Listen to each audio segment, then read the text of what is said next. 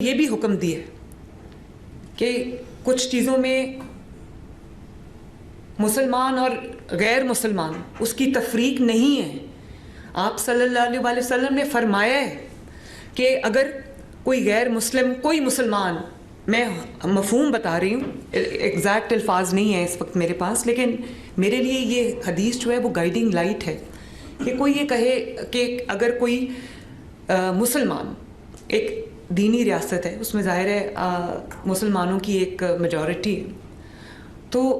کوئی مسلمان غیر مسلم کے ساتھ ظلم میں انوالو ہوتا ہے یا اس کی پراپرٹی پہ قبضہ کر لیتا ہے، تو نبی صلی اللہ علیہ وسلم نے فرمایا ہے کہ قیامت کے دن میں غیر مسلم کی جانب سے جس پہ ظلم ہوا ہے یا جس کے ساتھ زیادتی کی گئی، میں اس کی طرف سے گواہ ہوں گا، میں اس کا وکیل ہوں گا. تو انہی احکامات کی روشنی میں آپ سے یہ رہنمائی چاہتی ہوں کہ بطور حکمران، جو یہ حکمرانی اللہ تعالیٰ نے دی ہے، یہ کرسی مجھے اللہ تعالیٰ نے دی ہے اور یہ سدا رہنی بھی نہیں ہے، میں آپ سے یہ رہنمائی چاہتی ہوں کہ اگر کوئی جتھا ہتھیاروں سے لیس ہو کر سڑکوں پہ آ جائے اور کہے کہ مجھے میری مرضی کرنے دی جائے، ورنہ میں راستہ بند کروں گا، ورنہ میں گولی چلاؤں گا، ورنہ میں ریاست کو یرغمال بناؤں گا، عوام کو یرغمال بناؤں گا، تو وہ صرف ایک اپنا ایجنڈا فارورڈ نہیں کر رہا، وہ آپ سب کی بدنامی کا باعث بن رہا ہے، وہ ہمارے دین کی بدنامی کا باعث بن رہا ہے. آپ صرف ایک میں آپ سے سوال کرنا چاہتی ہوں، اور یہ بہت میں آپ سے چاہتی ہوں اس کا جواب. لبیک کتنا خوبصورت لفظ ہے. جب آپ احرام کی حالت میں ہوتے ہیں تو جب آپ کہتے ہیں لبیک اللہم لبیک، تو آپ اللہ تعالیٰ کے حضور آپ یہ کہتے ہیں پاک صاف ہو کے کہ اللہ تعالیٰ میں حاضر ہوں. لبیک کا کیا مطلب ہے؟ فرمائیے مجھے، لبیک کا کیا مطلب ہے جی؟ کہ میں حاضر ہوں. تو اب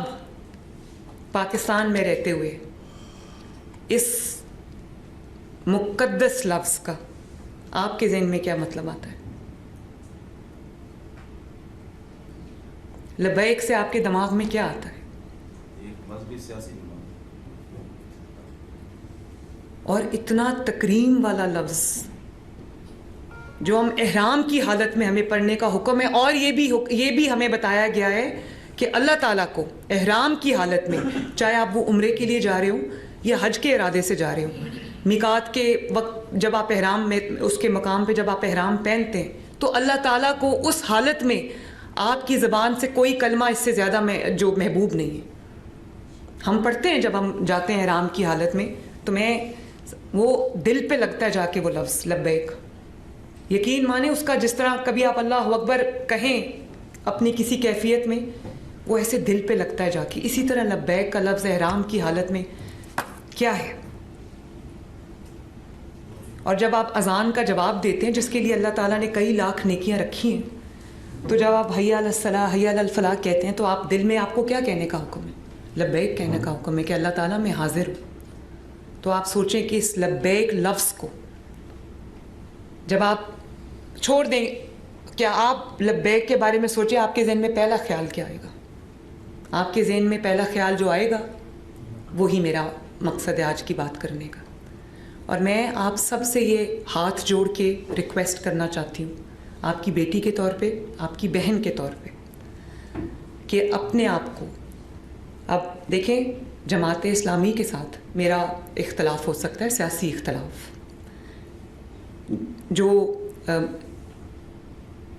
JUIF ہے یا اور بھی جتنی بھی مذہبی جماعتیں ہیں، میرا سیاسی طور پہ میں ان سے ایگری کرتی ہوں یا نہ کرتی ہوں. آپ بھی مفتی منیب الرحمان صاحب، ان کو بھی میں نے پوچھا، میں نے کہا کہ کبھی آپ جتنے حضرات بیٹھے ہیں یہاں پر، اہل تشیع کے لوگ بھی شامل ہیں، اور بہت ایک محرم میں ایک ایکسٹینسو ایک ایکسرسائز ہوتی ہے، میں نے آج تک نہیں دیکھا کہ کسی نے کوئی کیلوں والا ڈنڈا آپ حضرات میں سے کسی نے اٹھایا ہو. راغب نعیمی صاحب یہاں پر موجود ہیں، یا کسی نے یہ کہا ہو. آج تک میں نے آپ حضرات کی زبان سے ممبر پہ کھڑے ہو کے میں نے کبھی یہ سنا ہی نہیں کسی سے کہ کوئی یہ کہتا ہو اس کو مار دو، اس کو جلا دو، راستہ روک دو. اور دیکھیں کس لیے؟ غزہ کے لیے. ہم سب مسلمان ہیں، ہمارا اور دل جو ہے وہ غزہ کے فلسطین کے مسلمانوں کے لیے دھڑکتا بھی ہے, دکھتا بھی ہے. اور مجھے جو امت مسلمہ کی جو جتنے بھی پاورز ہیں اس وقت, انفلوئنشل لوگ ہیں, ہم سمیت, مجھے شکوہ ہے اپنے آپ سے بھی کہ ہم وہ توانا آواز نہیں بن سکتے یا بن سک رہے جو ہمیں بننا چاہیے, کہ جس طرح وہ سب اکٹھے ہو جاتے ہیں ظالم جو ہیں. اور فلسطین میں جس قسم کے مناظر ہم سوشل میڈیا پہ جو ویڈیوز آتی ہیں, جس قسم کے ہم میں آنیسٹلی وہ شاید قیامت ہے ان لوگوں کے اوپر گزرتی ہے. لیکن جب ایک حل دنیا کے سامنے آیا اور غزہ کے فلسطین کے مسلمانوں نے جب اس کو نہ صرف سیلیبریٹ کیا بلکہ خوشی منائی کہ ان کے اوپر جو ظلم کی ایک داستان تھی وہ ان کو لگا کہ اب ہمیں ریلیف ملے گی, وہ خوشی منا رہے تھے. دنیا شکر ادا کر رہی تھی کہ کچھ بھی ہوا, کم از کم کوئی معاملہ جو ہے وہ سلجھنے کی طرف جانے لگا ہے, یا کم از کم ان کے اوپر جو ڈیلی جو مظالم ہوتے ہیں وہ بند ہوں گے, جو ہیومن رائٹس کی وہاں پہ وائلیشنز ہوتی ہیں وہ کم از کم بند ہوں گی, بچے وہاں شہید نہیں ہو رہے ہوں گے, خواتین اور مرد وہاں شہید نہیں ہو رہے ہوں گے, یا لوگ بھوکے کم از کم نہیں مر رہے ہوں گے. تو ہم یہ خوش ہوئے, تمام مسلمانوں کو خوشی ہوئی اور ایک امید کی کرن جاگی کہ شاید انشاءاللہ تعالیٰ بہتری کے اب کوئی آثار نظر آئیں گے. تو جب فلسطین میں لوگ خوشی منا رہے تھے, یہاں پر اعلان کیا گیا کہ ہم اسلام آباد پہ چڑھائی کریں گے فلسطینیوں کے لیے جو خوشی منا رہے تھے. تو مجھے یہ بتائیے کہ کیا یہ آپ جینوئنلی یہ سمجھتے ہیں کہ فلسطینیوں کے لیے وہ مظاہرہ کیا گیا تھا یا مظاہرہ پلان کیا گیا تھا؟ اور ہم نے تو اتنا بڑا یہ ہنگامہ چلا, میں نے ایک بار آپ سب مجھے گواہی اس کی دیں گے, ہو سکتا ہے میں غلط ہوں, ایک بار میں نے کسی اس شرپسند جماعت کے ایک شخص سے بھی فلسطین کے بارے میں ایک جملہ نہیں سنا. اگر سنا تو یہی سنا کہ مار دو, یہی سنا کہ ان کو چھوڑنا نہ, ان کو گھروں میں جانے نہ دینا, یہی سنا. یا اور جو نظر آیا وہ کیا آیا کہ جو آپ کے قانون نافذ کرنے والے ادارے ہیں, پولیس اور رینجرز, ان کو پوائنٹ بلینک رینج سے گولی ماری گئی. مجھے بتائیں کہ کوئی کھڑا ہو کے پوائنٹ بلینک رینج سے مسلمان شخص کو جو آپ کا محافظ ہے اس کو گولی مارے گا, آپ اس کو عشق رسول صلی اللہ علیہ وسلم کا دعویٰ کرنے والوں میں سے آپ ان کو اس میں ان کا شمار کریں گے؟ آپ کے گھروں سے جو صفائی کرتی ہے, آپ کے محلوں سے جو صفائی کرتی ہے, آپ کی سڑکوں کی جو صفائی کرتی ہے, ستھرا پنجاب جو ایک بہت پاپولر پروگرام ہے,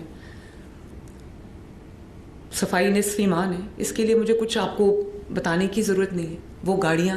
جن کو عوام کے ٹیکس پیئر کے پیسے سے خریدا گیا, جو آپ کے گلی محلے صاف کرتے ہیں, آپ کے شہر صاف کرتے ہیں, ان گاڑیوں کو آگ لگائی گئی. وہ لوگوں کے خون پسینے کی کمائی ہے جس سے ایک خدمت انجام دی جا رہی تھی. اللہ تعالیٰ کے اور نبی صلی اللہ علیہ وسلم کے احکامات کی روشنی میں صفائی کی جا رہی تھی. وہ آپ کے ماحول کو خوبصورت بنانے والے لوگ ہیں, وہ گاڑیاں اور وہ جلا دی گئی, وہ راستے بند کر دیے گئے, لوگوں کو اس قدر مشکل پیش آئی. میرے لیے بہت تکلیف دہ تھا کہ وجہ کہ ہم نے اسلام آباد میں جا کے ایک سفارت خانے پہ چڑھائی کرنی ہے. تو دیکھیں, ہم کسی ملک کی کسی جو فلسفی ہے, عقائد ہیں, ہم اس سے اگری کریں یا نہ کریں, جو پاکستان میں ہمارے زیر سایہ, ہمارے ملک میں, ہماری دھرتی پہ اگر کوئی آ کر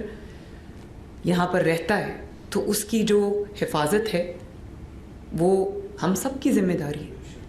ہم کیا ایک امپریشن لوگوں کو دیتے ہیں کہ